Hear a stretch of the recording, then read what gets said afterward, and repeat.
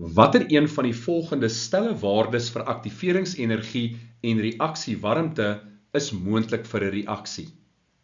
Die korrekte antwoord is D.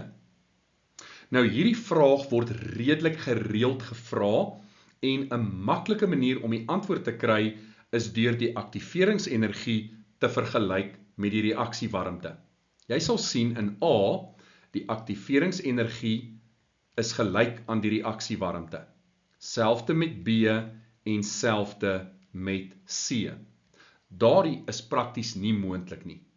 Die reaksiewarmte moet 'n laer waarde hê as die aktiveringsenergie en die enigste opsie waar dit die geval is D. So as hierdie vraag ooit gevra word, onthou net, die reaksiewarmte moet altyd 'n laer waarde hê as die aktiveringsenergie. En dit is hoe dit prakties lyk.